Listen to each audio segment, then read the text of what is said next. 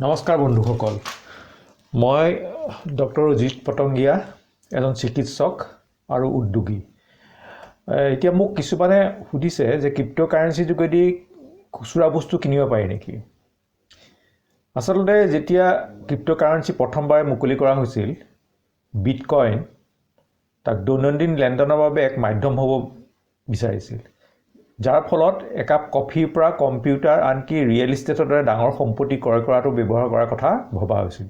কিন্তু সেয়া সম্পূৰ্ণৰূপে ৰূপায়িত হোৱা নাই, আৰু যদিও ক্ৰিপ্ট'কাৰেঞ্চি গ্ৰহণ কৰা প্ৰতিষ্ঠানৰ সংখ্যা দিনে দিনে বাঢ়ি আহিছে। আজি ক্ৰিপ্ট' ব্যৱহাৰ কৰি ই-কমাৰ্চ ৱেবছাইটৰ পৰা বিভিন্ন ধৰণৰ সামগ্ৰী ক্ৰয় কৰাটো সম্ভৱ। ইয়াৰ কিছুমান উদাহৰণ আছে।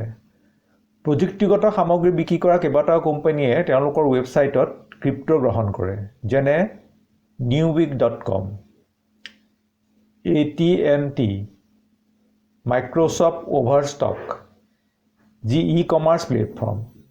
বিটকইন গ্ৰহণ কৰা প্ৰথম ছাইটবোৰৰ ভিতৰত আছিল এইকেইটাই। এতিয়া আমেৰিকাৰ শ্বপিফাই, ৰোক10 আৰু হোম ডিপো আদিয়ে ক্ৰিপ্ট'কাৰেঞ্চি গ্ৰহণ কৰে। কিছুমান বিলাসী খুচুৰা বিক্ৰেতাও ধন লেনদেনৰ বাবে ক্ৰিপ্ট'ক এক উপায় হিচাপে গ্ৰহণ কৰে। উদাহৰণস্বৰূপে, অনলাইন বিলাসী ৰিটেইলাৰ বিটাডিয়েলছে বিটকইনৰ বিনিময়ত ৰোলেক্স, পেটেক ফিলিপ্স আৰু অন্যান্য উচ্চস্তৰৰ ঘড়ী আগবঢ়ায়। BMW, অডি আৰু মাৰ্চিডিজতকৈ ভাল ব্যৱসায় কৰা টেছলাৰ দৰে কিছুমান কাৰ উৎপাদনকাৰীয়ে উচ্চ স্তৰৰ বিলাসী কাৰ বিক্ৰী কৰাত ইতিমধ্যে ক্ৰিপ্ট'কাৰেঞ্চি গ্ৰহণ কৰা আৰম্ভ কৰিছে, আৰু PIৰ লগতো কথা চলি আছে। ইঞ্চুৰেঞ্চ।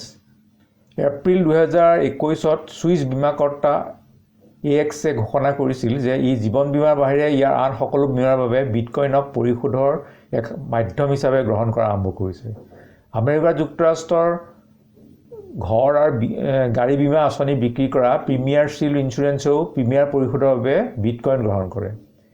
কিছুমান ক্ৰিপ্ট'কাৰেঞ্চি ডেবিট কাৰ্ড ব্যৱহাৰ কৰিব পাৰে, যেনে আমেৰিকা যুক্তৰাষ্ট্ৰৰ বিটপে। এনেদৰে ক্ৰিপ্ট'কাৰেঞ্চি পোনপটীয়া ব্যৱহাৰ খুচুৰা ব্যৱসায়টো লাহে লাহে বাঢ়ি আহিছে। ধন্যবাদ।